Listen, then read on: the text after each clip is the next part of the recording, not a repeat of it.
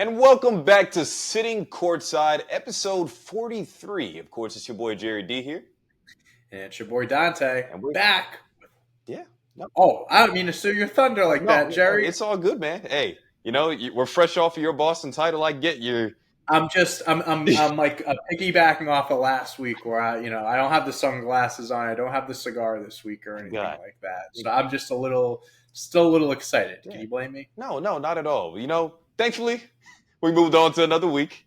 There's a lot to get into this week. I guess we can call this the first official episode of the off season for us here. So Yep. It's going to be exciting. It's going to be fun. We're going to talk some draft, some teams in New York making some noise. But please give us our daily plugs, though. Let's hear it. The daily plugs. If you guys are, you listen every week, you watch every week, you already know the rundown. But if this is your first time listening to us, we appreciate your support. If you're on YouTube, please make sure to like, subscribe, check out all of our shorts content here as well. If you're an audio only listener, please make sure to check us out, give us a review, 5-star rating, all that good stuff. Follow us on Twitter, TikTok, Instagram. You know the deal. Yeah. Let's talk some basketball, Jerry. Absolutely. The whole nine, man. Hopefully you guys actually listen to Dante and do some of those things. We can use the support. But yeah, on to some actual hoops here. The first big domino of the offseason actually fell, and it happened very quickly with the Nova Knicks coming to life. Mikal Bridges was traded to the New York Knicks from the Brooklyn Nets for 5 first-round draft picks, which I guess Rudy Gobert's deal kind of set the standard because to where now it's like, well, if you got the picks, go in and spend them, right? So that's a huge deal, but they weren't done. Everybody thought after getting Mikal on the squad that they'll just kind of let OG drop off, that maybe it'll be the end of his time in New York. Nope. Re-signed him to a 5-year, $212 million deal. So we can take it one step at a time, though, for sure. What was your reaction at first seeing Mikal finally be reunited with his best buddies? Get out of that Squidward Tentacles household and out into the field with SpongeBob and Patrick out there. There were these reports of like the Nets don't want to trade him. They want to build around Bridges. They're not going to, listen to offers, this and that. When you're offered 5, I think it's 5 first and then 1 swap. Yeah. So like, no matter the amount, when you have that many picks being dangled in a trade offer and you're able to get that kind of return, Bridges is a great player. And he's definitely a guy that, you'd want to keep around. Yeah. It's hard to say no to something like that because, I think it was inevitable that the Knicks made a move similar to that. They had a lot of picks to work with. And I think that it was destined for them to get another star or all-star level player. Shit, man. I respect the move. I really do. The Knicks are trying to go all in. They're getting another Villanova guy, the Villanova Knicks, like you mentioned. I've seen a lot of memes on Twitter, a lot of people saying like they have like the best all role player team in the like first ever all role player team, like star role players, first college team in the NBA. I think they're going to be pretty solid. I mean, I think it's something to be said about, I guess this is going to be a really cool experiment of like, how will this work out as far as just guys being best friends and how's it going to translate onto the court and stuff? Yeah. Brunson, Hart, and DiVincenzo work great together. There have always been these rumors about, and we've seen like them joking around, like bringing Bridges in. Josh Hart would be like, blink if you're like, you need help or something like that, on like Instagram comments, whatever. So I respect the Knicks for making the move. They gave up a lot, but I do think that it does make them better. And then them also re-signing OG, adding that to the mix. Like, you got 2 of the best perimeter on-ball defenders and guys that can just guard 1 to 4, 1 to 5 maybe in the league now. And then you add Jalen Brunson, Josh Hart. Like, that lineup is going to be something else. But yeah, man, I mean, it was pretty not shocking, I should say, because like there were a few teams in the mix, whatever, that like could have traded for Bridges, but it doesn't shock me that the Knicks ended up making the move to get him. Yeah, no, it's definitely, I agree with everything you said. I think it's one of those moves that is probably perfect for where they're at currently right now. Plus, the gold standard, to give your Celtics some love here again on episode 43 here. We don't do that enough. Everybody's trying to build a team to beat you guys now, though, right? to, Yeah, to guard 100%. to guard guys like Jason Tatum, to guard guys like Jaylen Brown. Plus, if you're the Nets, just to give them a quick little shine here, you needed to get some draft picks back because guess what? You Yeah. still didn't really have a Yes, lot after trading for agent KG and Paul Pierce in the Boston project, 100%. which flopped terribly. So you Yeah. recoup some assets, which is probably the smartest thing that you could do. Even if you wanted to build around Mikal Bridges, you can't do that if you can't pluck anybody out of the draft. So That's the biggest thing where it's like they wanted to build around Bridges, but with what? how?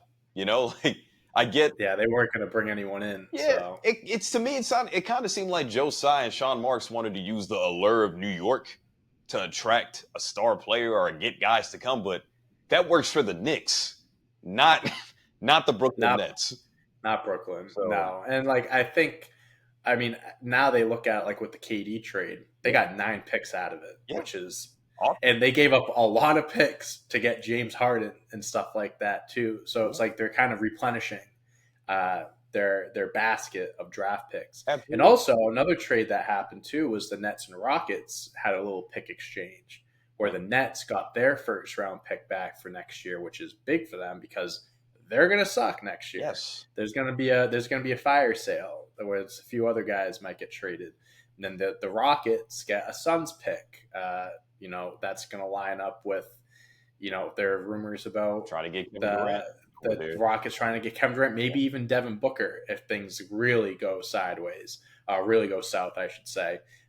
So yeah, just another like little small like trade that kind of got like people were talking about it, but it came shortly after that, so it was just kind of like people were still talking about Bridges, and this was kind of like Right. No, yeah. swept under the rug a little bit, It definitely set the mood of how this free agency is about to go. Because all summer Big long time. now, I mean, I know we're kind of skewing off topic here, but all summer long, we're going to hear about Kevin Durant wanting out possibly, or does he want out? Devin Booker. Well, Stephen A. keeps saying he wouldn't mind being a Knick or possibly being for another, playing. For I don't believe anything that man says anymore. I don't know. You know what? I don't know, man. And I get it. I definitely understand why, but either way, it adds fuel to the fire. It gets people talking about where a star player can end up. So it's big time. If he just wants to stir people up, he's doing that. He does a good job at that. The Suns owner, GM, whoever it is, put out a tweet saying that they don't plan on trading anyone. They want to bring the team back. See, the fact that you kind of said he was an owner, GM, whatever, he's an owner. But he acts like he's a GM, and he acts like he's a coach. I need him to understand his role here. But sure. Enough about all this other crap. Yeah. I get too pissed off because Matt and me really got some beef he don't know about. The Knicks. Yes, the Knicks. They did a phenomenal job. I think people are dubbing OG and Mikal as Wingstop. You get it. Blah, blah, blah. That's good. That's good. That's a good one. Really good defensive unit, good two-way unit, having Hart, Bridges, Anunoby. It's meshing up well. I think the only thing they're really missing at this point is probably an all-star caliber center, or at least a center that can score with his back to the basket. We don't know what's going to happen with Julius Randle being there. Is he going to stay? Is he going to be dangled to trade talks all season long?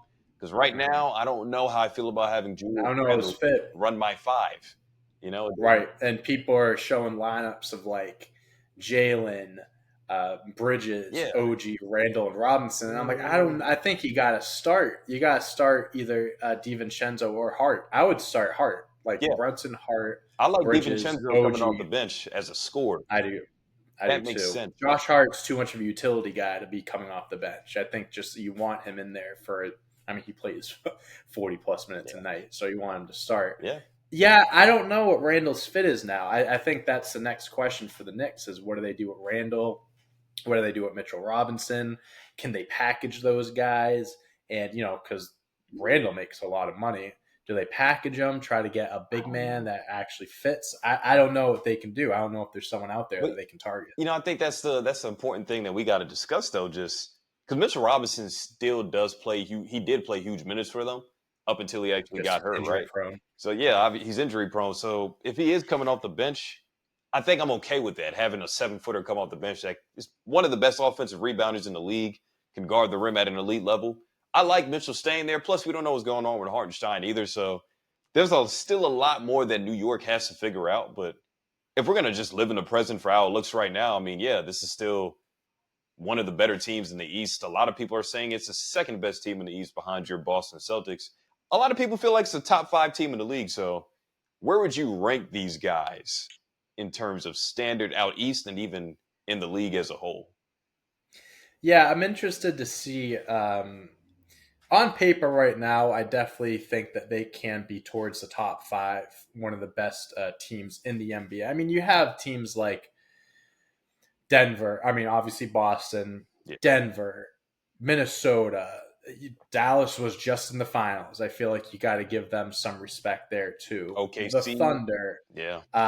you know, the Bucks, because they were just injured in the playoffs. Like on paper, the Bucks are, could be a top five team. Um, so it's kind of hard for me to see, especially since we haven't seen them all play together, Yeah. how they kind of fit in there.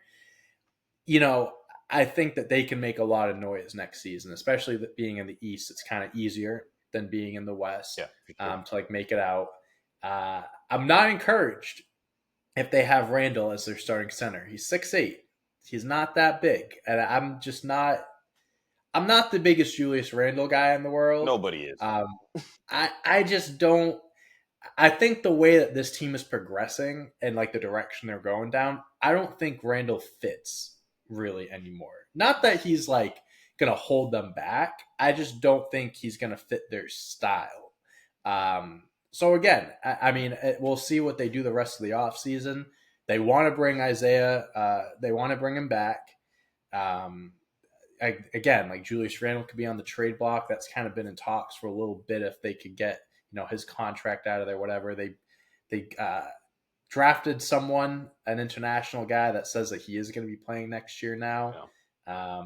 So we'll see what little moves they make along the way, or another big move. But I definitely do think that they can be in the conversation Yeah. for a top five team. I mean, they were one game away from making it to the Eastern Conference Finals. They were one Jalen Brunson injury away from facing the Celtics in the conference finals. So I think a lot of people do kill Randall. Like, for mhm. obvious reasons, I get in some senses the ball stops. He's an inefficient shooter, but he takes all these threes per game, and he's actually a power forward, and yada yada yada. I get it, but I think it's also important to remember that there isn't a lot of people on that team that could actually create their own shot. Probably Sure. outside of Jalen Brunson and maybe DiVincenzo if you want to give it to him. But Julius Randle was the only other source of offense that they did have for a bulk of the season before he did end up getting hurt with that shoulder injury. So he is an important player for them. He definitely was last year. With adding Bridges into the mix and bringing back Anunoby, it definitely complicates things in my mind because I don't know where he fits at. And you're not going to bring Anunoby off the bench when you just paid him. Mikal Bridges, in my Right. mind, also has to be a starter because he's one of the most durable players in the league, and he does all the little things. People forget he was an important piece of that final squad that went in 2021 and that lost to the Bucks. He was a huge piece for them. Yeah. So 100%. I'm kind of torn on what they should do with Randall because I just know that it's in terms of spacing and all that, everything makes sense for how the Knicks would look. And the new NBA too, like having a 6'8" center also kind of makes sense because there isn't a lot of Right. teams that are going to feature 7-footers outside of your Celtics, the Nuggets, the Sixers, and maybe the Timberwolves and those teams. Yeah, they're big, but not everybody even has a 7-footer running their 5-man nowadays. So I'm not saying they should keep Randall because I also agree with you that I don't know if it works all the way. Because the one part of Randall actually being out last season is that the ball actually did move more efficiently along the perimeter. It didn't stick. If Right. it did, it was in the best player's hands in Jalen Brunson. And if that happens, you're okay with that. I feel like we usually Right. get a high efficient shot when he does have the ball. So I am a little concerned about what the Knicks will do or how they're about to go about it. Because again, I think the only other piece they can add at this point, if they do trade Randall, is for a 5-man that makes sense. I would call Right. Minnesota. Hey, can we get Carl Anthony Towns? I know. No. Me and my friend actually talked about that yesterday, and if Cat was more disgruntled and they didn't have the It would have season made that they did sense. Yeah. last year, I think it would make a lot of sense. I don't know if I'm Minnesota's not. I'm gonna not do saying that it's now. gonna But happen no, I this agree. year, but I agree that would be that's the type like of if player. they were able to get their hands on a Karl Anthony Towns, Yeah. that would be the perfect center for them. It would be Somebody for along sure. those lines that can still space the floor, can still be a decent rebounder, and I can throw him the basket down. Oh man, I can't talk. The ball down low to get an Yeah, easy basket. That's just what I feel like they need at this point. Yes, Randall can yeah. do that, but again, 6'8", and he's not the greatest of defenders or shot blockers.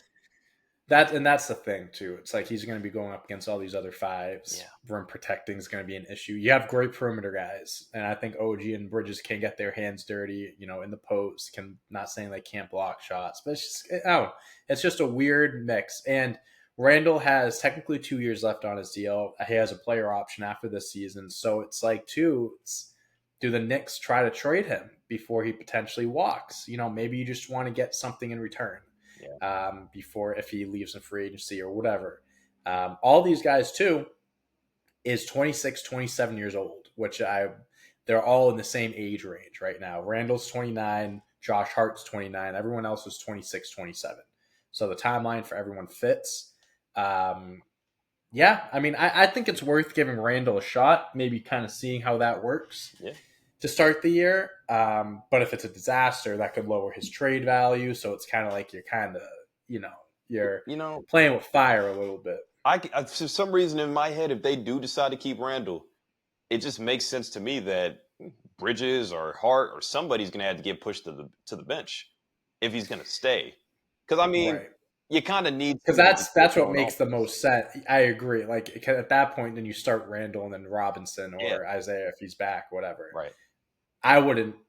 I'd like to start all four of Brunson, Hart, OG, and Bridges, but I don't know. You got to play around with the lineup there. Yeah, and obviously, we kind of glossed on the Nets here. Just, I guess, real quick, what are we expecting out of their remaining pieces now at this point? Like Ben Simmons is still on the roster. Cam Yeah. Thomas is another big piece now. Dorian Finney-Smith, Cam Johnson, just what's the direction they should go in? Should they just try to trade everybody, get them up out of here, or Oh yeah, big time. Yeah, it's a fire sale. It's a fire sale in Brooklyn. I think all those guys. Honestly, I think they should keep Cam Thomas for the sense of like that's the let him building be the block? star of the show next season. That's Let your him block. put up 30 shots a game. Let him just go crazy. Why not? Ben Simmons, I feel like maybe a team out there, maybe they buy out Ben Simmons' contract if he Please, signs somewhere. for the love of Cam God. Johnson's going to get traded for a first round pick or two. Finney Smith, I feel like a contender Yeah, could go after him. Dallas, Yeah, get no, them back. it's a fire sale. Dallas could get him back. You know what I mean? At this point, it's like, hey man, if you're gonna do this, do it. You're seeing how some teams like bringing them up again. The Celtics, they traded for some guys, but they got their two main pieces through the draft. The Nets have an opportunity to do just that and build their team from the ground up Hey, again with all these picks. So Cooper Flag, baby. hey, they got their pick back. They got their pick back for next season. Cooper They Flag. could be tanking for Flag. Come on, So Coop. Coop. I'll tell you, they definitely will be one of the worst teams in the league next year. That's for Absolutely. sure. So, You know what? but yeah, You talked about the draft. How about we just stay there? let's Obviously, talk about it. last night, the 2024 NBA draft happened. I guess, the draft really starts after the first two picks are off the board, and Zaccharie Risacher and Alexander Sarr after that. Everything else is open range. Reed Shepard going number 3. Too high, too low? Don't know.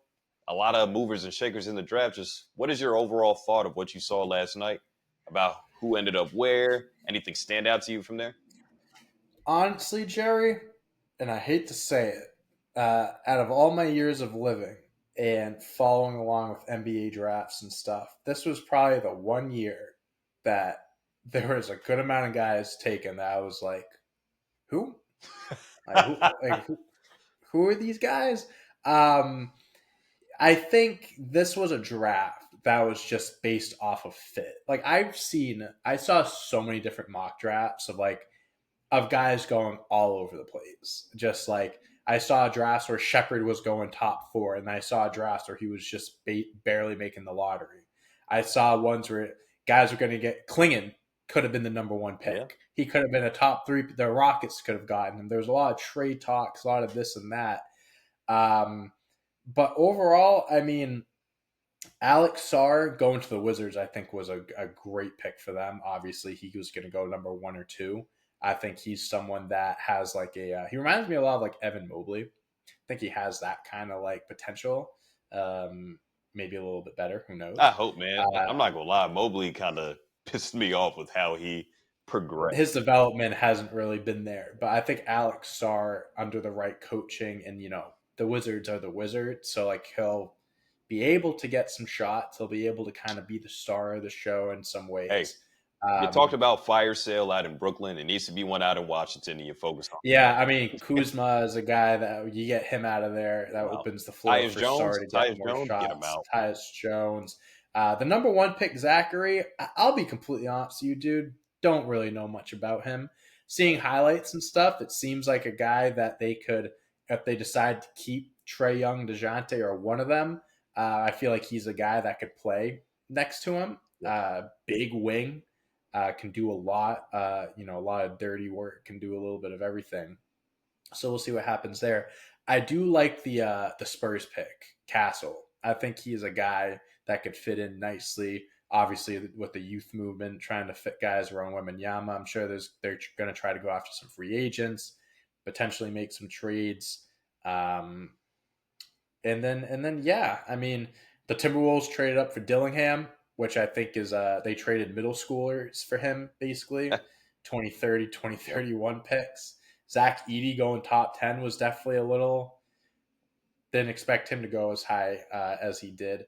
And yeah, I mean, again, I think this draft was just a matter of there's no like there was no one player that was like this is going to be the star of the draft, right? It's just a collective of guys that could be really good, but no one sees them as being stars, which I honestly think is cool because now this draft, these players is being dubbed as one of the weakest drafts in history, in recent memory at the very least.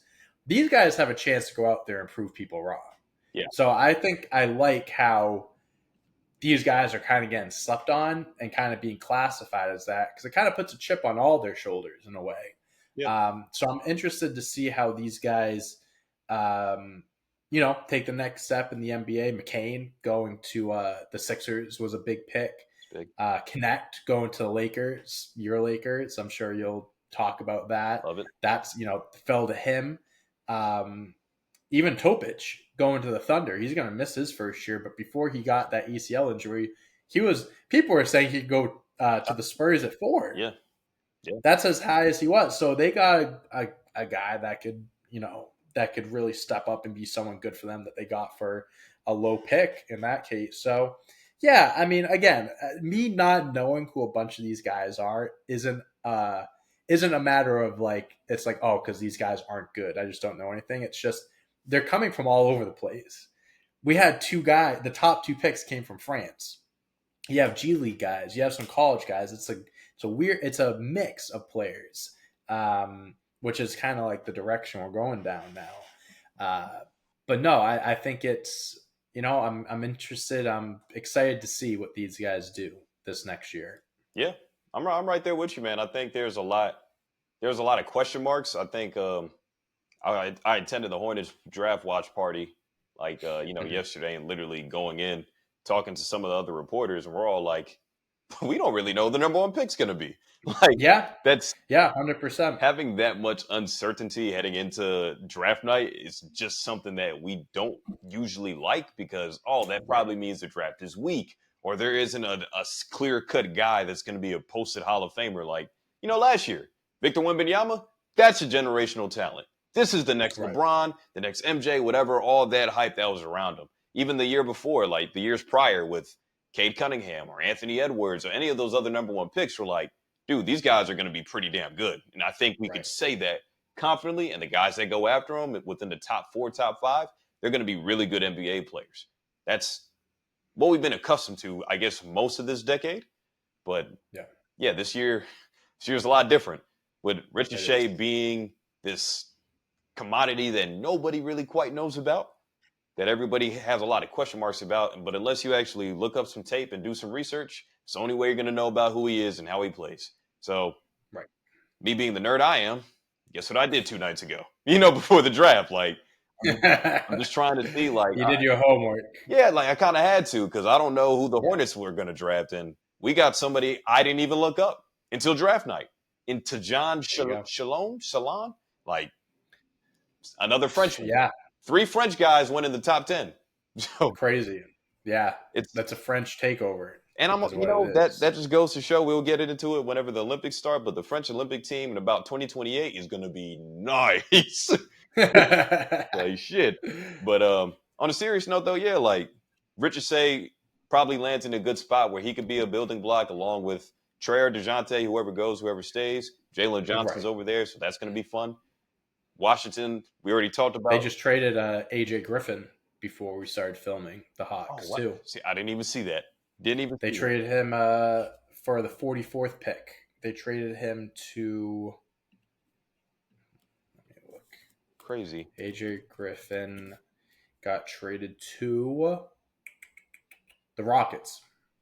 That's The 44th pick. that's a good wing pickup for him. AJ Griffin could play. So Hey, it was a former first round pick. yeah, For a second rounder, not bad. it's a win-win. But I think Atlanta knows that, hey, you know what? Probably going to shorten up this rotation. Probably a smarter move for them to get back in the draft. Probably get another big man if they trade Clint Capella. Maybe there's somebody they see on the board.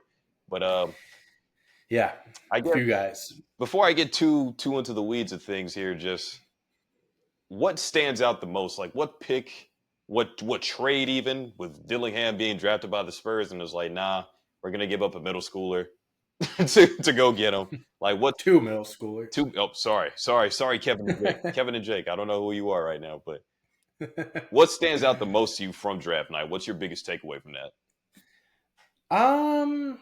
My biggest take, honestly, lack of trades. To be completely honest with you, I really thought there was going to be. I mean, teams were active. The Kings tried to make some moves. There was a, a report at one point that the Grizzlies did trade with the Hornets to get the 6th pick, and that got shot down.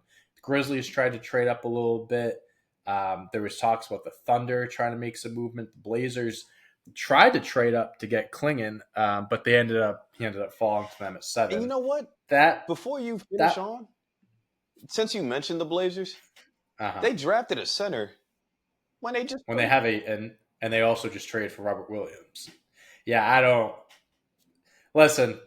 They really wanted him. They said the GM or whatever it was like if he was in the draft last year, like they would have drafted him. Like they've been high on him for a while, so I don't.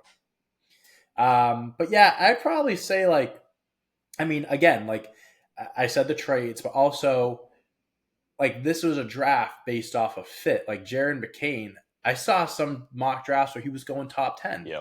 Same thing with Dalton Connect, and they both went 16 and 17. I'm happy.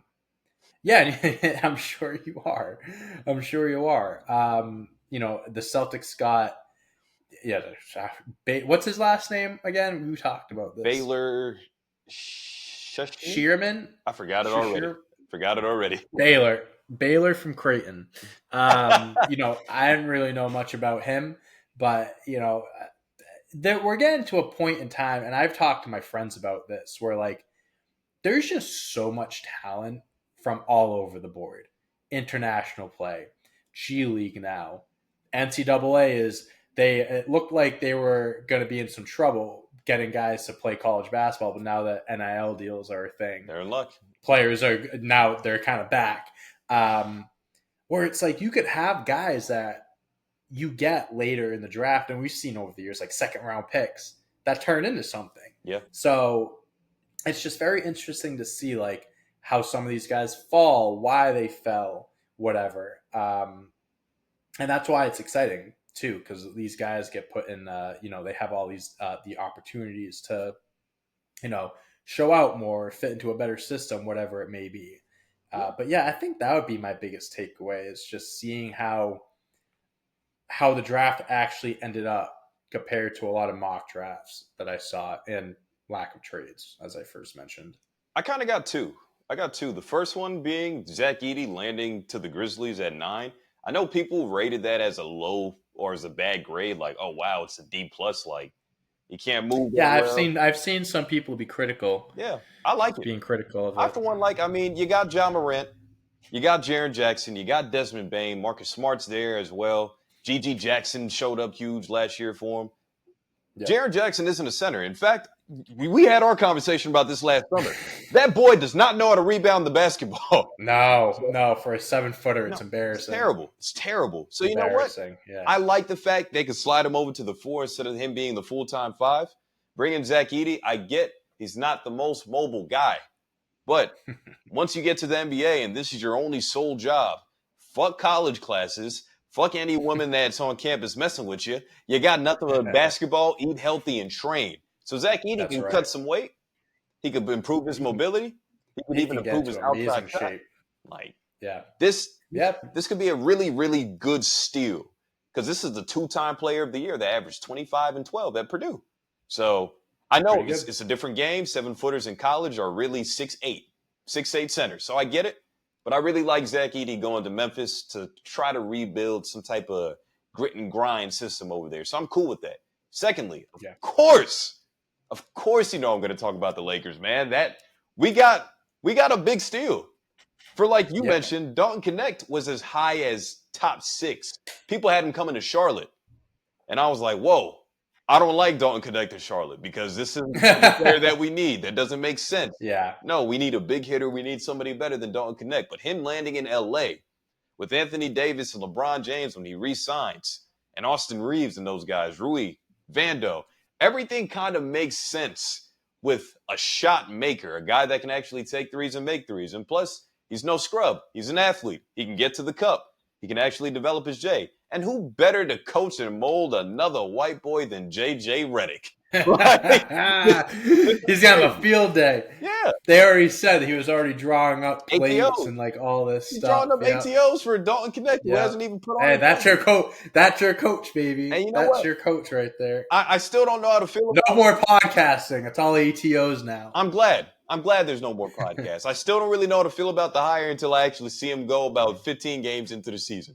But either way, I'm excited because LeBron finally has another shooter, another guy that could probably develop into something. I see people throwing out Klay Thompson comparisons. Let's shut the fuck up for a minute. That's a Hall of Fame. I'm not saying all that, but I am saying that we have a slasher, we have a 3-point shooter, and hopefully he's a willing defender. So that's definitely the biggest surprise to me that he slid all the way to 17. That's insane. That's a no-brainer at that point. Like you're there. It's like even if you had someone else in mind, it's like damn. And Rob Pelinka said that across the board they had him as a top 10 prospect. Yeah. So for him to, as you know, most people probably did. So for him to fall as low as 17, like, hey, sucks that you fell that much because of course you want to be drafted high. Yeah. Also, you get paid more money. But hey, getting drafted to the Lakers isn't a bad. You know what? Isn't bad. It kind of works out perfectly though, like because the same thing happened for the Lakers drafted Jalen Hood-Schifino last year. We left Jaime Jaquez on the board, who landed in a perfect situation in Miami. We left Brandon Podziemski on the board, who landed in a perfect situation in Golden State.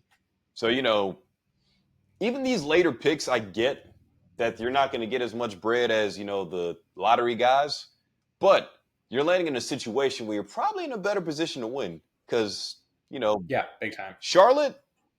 No offense, I'd rather get drafted to the Lakers than Charlotte, depending on what you're looking for. If you want to be the star of the show, you can be in Charlotte. But if you're trying to win, the Lakers. Hey man, I just needed Charlotte to.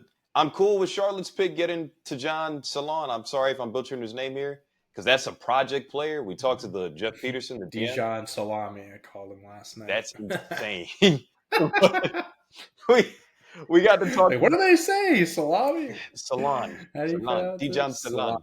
Like you get going to a salon or something like that. That's how you should say it. But either way, I'm cool with him getting picked up by Charlotte because that's a project piece. It makes sense. He has a high motor. I'm okay with that. Dalton Connect landing here? No, I would have hated it. Like seriously. So I'm glad he landed for my actual favorite team in the Lakers. It makes perfect sense. That's my thing. But before we move on to this draft, predict your rookie of the year. Let's go ahead and put it in stamps right now. Who you got? I'm gonna go. I'm gonna go with Alex Sarr. Okay. I'm gonna go with him. It's you look at the situation. I don't think Reed Shepard will be able to have the ball enough or have the ability to be in that conversation. You got Jalen Green, Sengun, He likely Jabari won't Smith. start in Houston. That too, yeah. Fred VanVleet, Stephon Castle. It's the Wemby show. Pistons suck. So sorry, Ron Hall. Hey, spacing is terrible out there. That is trash. I'm sorry, Kate. I love you. Bro, That's terrible out there for you.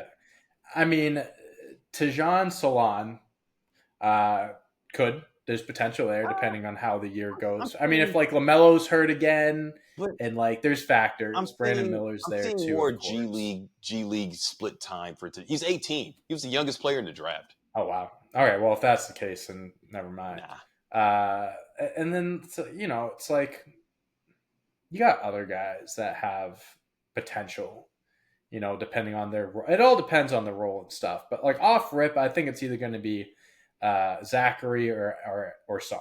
It's going to be one of those two, just because of the situations. They're going to have the ball in their hands a lot, or just like they're going to be on bad teams, so their numbers are going to stand out more. You know what I mean? Yeah. So I'll say Alex Sarr.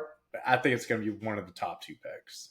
I'm right there with you. I don't think Risacher would get it for the same reason being Trae Young's going to be in Atlanta. Jalen Johnson's taking a step up as well, where I feel like he's going to get a lot more touches. So I'm looking at Risacher as like let's say a PG or Jimmy Butler first year. Not saying he ends up like those guys, but you're going to earn your minutes by being a elite defender. So that's what you need. Like I'm clicking on these bios. 2005, these guys were born. Are you fucking out of your mind? Crazy? It's so what? It actually makes me sick to my stomach. Dude, honestly, I'm getting closer. They're born 7 years after, dude. That's disgusting. Yes, that's disgusting. I think I'll definitely go Sarr as the favorite to take it home along with you. If I'm looking for a sleeper, though, man, I'm telling you, I really think Zach Edey can get this, can win this, bro. Like, yeah, the Grizzlies are a team that's already kind of going to be devoid of offensive production. Yeah, John Morant's coming back, great. Desmond Bane, awesome. But I'm trying to see where the point differential is going to be at. I kind of want to give Zach Edey some love here, man. I think averaging around like 12 to 14 points is realistic. But he's already 7'4". So 8 to 12 rebounds is in the ballpark along with some blocks. 100%. I could see Zach Edey stealing it. Plus, the Grizzlies could be in the playoff picture, which, if you want to throw that in, just like how they did for Chet Holmgren to try to get it from Wemby this year, like that could play a factor into it. Win shares and all that other stuff. It shouldn't all the time, but hey, I wouldn't be mad if Zach Edey actually steals this thing. I would be kind of hyped for him, honestly. I'll give you a sleeper. I'll give you one sleeper. I'll go with Matas Buzelis. Yes, Chicago boy. Grew up in Chicago. Drafted by the Bulls. I think, I'm not mad. The Bulls are definitely going to be a team next year. They're definitely going to be one of the basketball teams in the National Basketball Association. They will definitely be in the Eastern Conference. They will be. Who will be on that team next year? Don't know. I can tell you.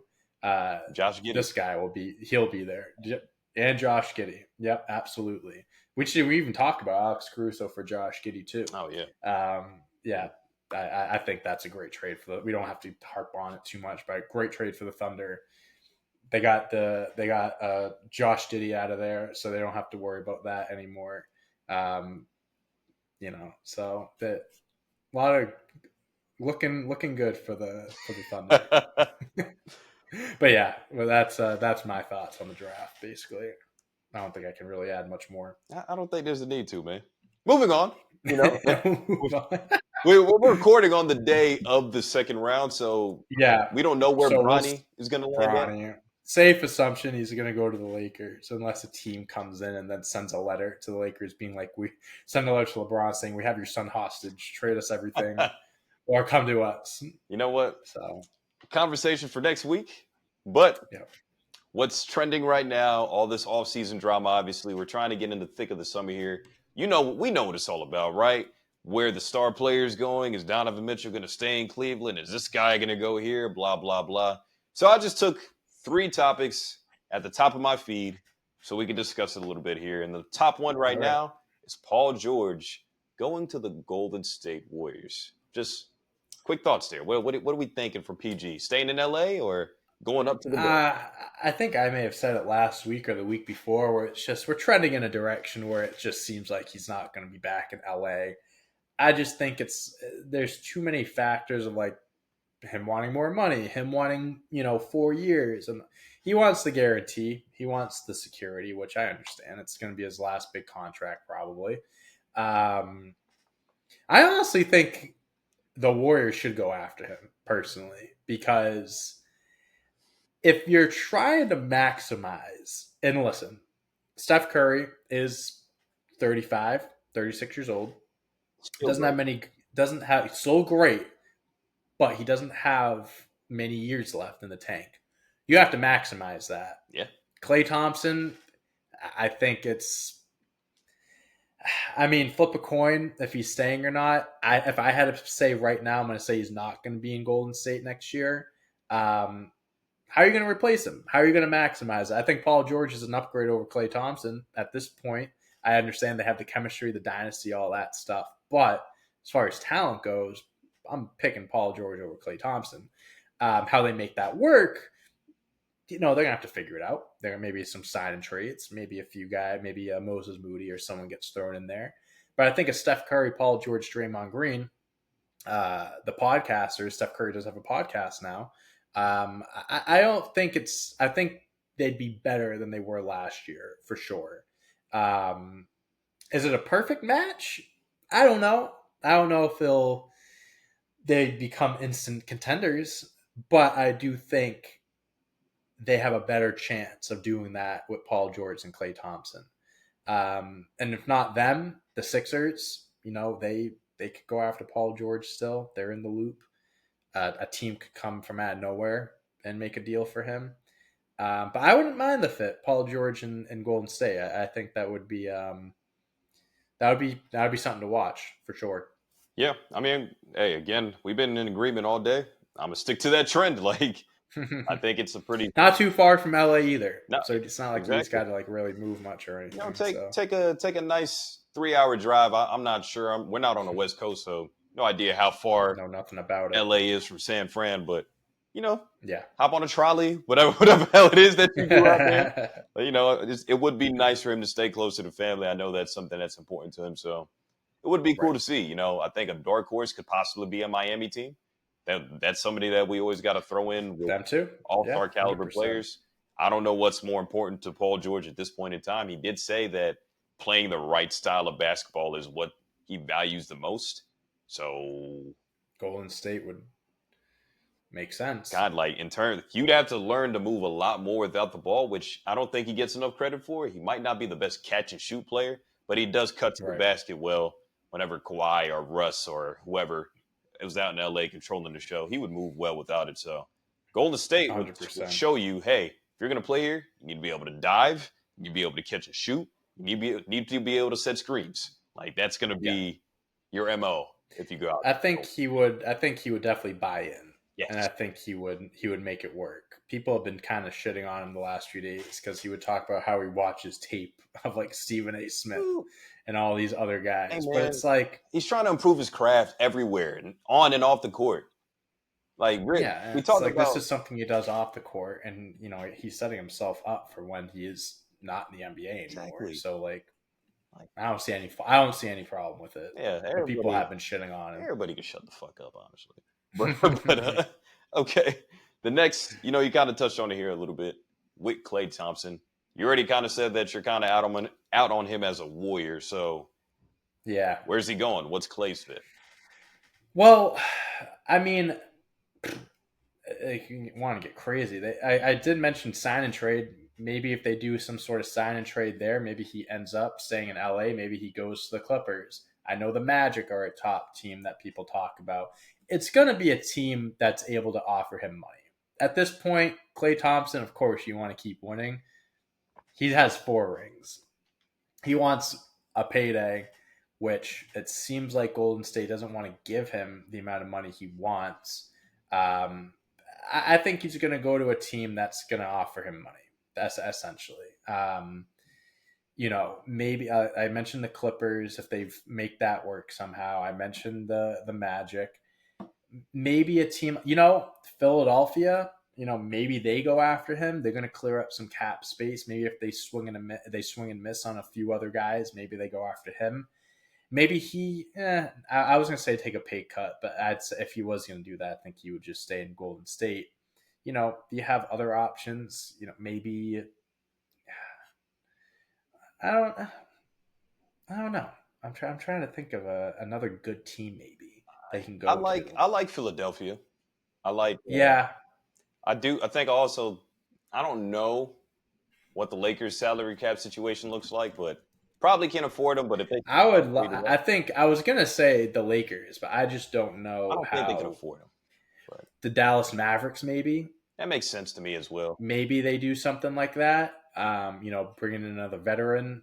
Yeah, Obviously, one of the better shooters of all time. I'm not gonna lie. I don't like him in a Clippers jersey for some reason. Yeah, that can be kind of weird at first. The Thunder, Maybe, potentially, they have a lot of cap space. maybe. They need some they need some leadership there. I think Klay Thompson can provide that. But yeah, I think it comes down to money, man. I think that's really the biggest thing. Out of every team you named, I really think I like Orlando maybe the most because they're Yeah. already kind of devoid of perimeter shooting. They have all these guards like Cole Anthony, Markelle Fultz, Jalen Suggs, Gary Harris. They have an influx of guys that kind of do the same things. So I wouldn't mind seeing them unload maybe one of those guys, maybe a Cole Anthony, to go get Klay, or if that's necessary, go do that. Right. I think I kind of like Right. Orlando because they need more offense alongside Paolo. It's kind of they get kind of stuck in the mud at times Yeah. on offense. Klay Thompson might be able to help that as long as he's not going And over 10 in the fourth quarter. yeah, and obviously Klay Thompson's best days are behind him. Yeah. So it's like where he goes, it's not like you can expect a 20-point per game scorer or nothing like that. You never know. I think you never know, but I do think he provides a lot more than just scoring. Again, the leadership, helping out some young guys, helping teams get over the hump in that case. But yeah, I think I wouldn't put my money on him going back to the Warriors next season. Unfortunately, the dynasty, all good things must come to an end at some point. So Not gonna lie, as a basketball fan, thank God. I'm fine with it. Oh, I'm cool with it. Yeah. I'm cool with it. I know Warriors fans are going to be, it's going to be tough seeing him go, but it's hard to win 4 titles in the span of 8 to 10 years or whatever it was. So shout out I'll to say the Warriors. You're good. They did their thing. Hey, if you lose Klay Thompson, that sucks. But if you get Paul George, I think they'll get over it pretty quickly. Even better. So, yeah. And lastly, to close us out here, with the Chicago Bulls finally deciding to, looks like, stop being mid and be bad and tank since contract negotiations with DeMar DeRozan went cold. Now it looks like they're embracing this young rebuild. We talked about it a little bit earlier, how they did get Josh Giddey, despite what we think about him off the court. The man is a solid player and a playmaker and actually does have some value as a franchise cornerstone. Who knows? Could promote himself to something big out there in Chicago. So what do you think about Chicago's move? Obviously, we're talking about DeRozan. Zach LaVine could possibly be traded. If he's getting traded, Nikola Vucevic might be moved. Kobe White's probably the best player on the team right now. So what are we thinking about Chicago? The thing is like, I don't know if I trust the organization to like make the right trades. Yeah. It's like I'm with they want to do a rebuild. They want to do this and that. But I mean, listen, I agree. I think like I'm okay with them getting Josh Giddey for Caruso. There are teams that were offering picks, lottery picks, this and that, and they ended up just going for the player swap, which Josh Giddey's 21 years old. He is still super young. Lock him up. Like, what do you have to lose there, right? He's good. He got exposed in the playoffs, but guess what? They're not going to be making the playoffs anytime soon, so they don't have to worry about that. So that cancels that out, right? Now, trading LaVine, I don't know what the fuck they can get in return for LaVine at this point. I don't know what his value is. He's been in trade talk. Like he's been in trade rumors for 2 years. It's like, what is his true value? Do they want to get picks back for him? Do they want to get young guys? I don't know what teams are willing to give up. I think Levine's a great player. I don't think there's many teams that he fits on at this point. I don't think he fits into many teams. Vucevic, honestly, I feel like that's one guy that they can get the most out of. Maybe a Knicks go after someone like Vucevic. I don't know. Maybe. That might not be terrible. That just went off. I think they could get something for him. Big man stretches the floor. DeRozan, I don't know. He's older. He can still provide a lot. They should trade everyone. It should be a fire sale.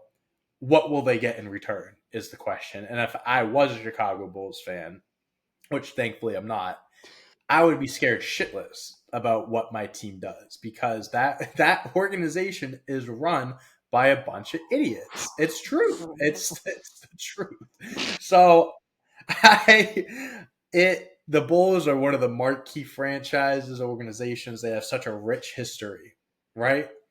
But over the last 5 to 10 years, God, they've just been so mediocre, and they're just in a tough spot right now. Like, who knows? They might keep. I saw another report that said they might keep Levine to pair Giddey and Levine together.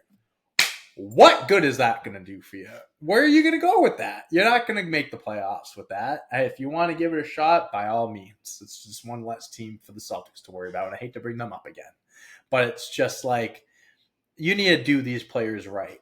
You need to get these guys. They serve their time, like the military. They serve their time in Chicago. Get them out of there. Do them a favor and actually send them somewhere.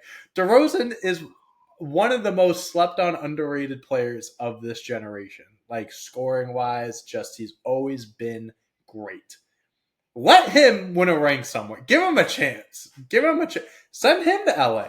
Let the Clippers get him. They lose out on Paul George. Send him home to LA. He would love to play for the Lakers, but there's another LA team and the Clippers. Maybe he goes. Dude, I don't know what they're gonna do or how they're gonna do it, but I don't think they're gonna help themselves. I think they're gonna absolutely just tank this. To be honest with you. I didn't think I was going to get so passionate about the Bulls. I could care less about the Bulls, but that's just my 2 cents or 3 cents. Yeah, your 3 cents, it turned into $1. I got nothing to add. Yeah. Oh yeah. All I got to say is that Jerry Reinsdorf, the owner, he knows a thing or two about winning championships, but he doesn't know how to actually put it together like a Lego set. So Michael Jordan ain't walking through that door. So neither is Scottie Pippen, neither is Dennis Rodman, neither is Dennis no Rodman. Horace Grant, no nobody. Not even Steve Kerr. Not even Steve John Kerr. Paxson. Like, nobody's walking through there. So. Not a single one. You know who is walking through that door though? Matas Buzelis. I'm going to get that name right. That's my sleeper to win Rookie of the Year because that team is going to be terrible next year. Okay, guys, thanks for watching Sitting Courtside. I think it was a great time. Do you have any parting shots that don't involve trashing the Bulls? No, I don't. Okay, keep it to yourself. We don't need to. I'll save it for next week. Save it for next week, man. In terms of me, I don't know what else. In terms of I think they've taken enough damage this episode. We could talk about another team in Chicago and the Chicago Sky with Angel Reese playing very well right now. She's actually going to match up with Angel Wilson tonight. It's going to be a game to watch on Wednesday. Hope you guys watch it. But other than that, I'm good. How about you plug us out, man? All right. Well, if you guys made it this far, we appreciate you. We appreciate all your support. Yeah, if you got through my Chicago rant, God bless you. If you're a Chicago fan, I am sorry, but that is just, you got to agree. I don't think a Chicago fan would disagree with me, to be completely honest with you. I think I have them on my side. But anyways, please make sure to like and subscribe if you are here on YouTube. Put in the comments how much you hate Chicago, who you thought was the sleeper pick of the NBA draft.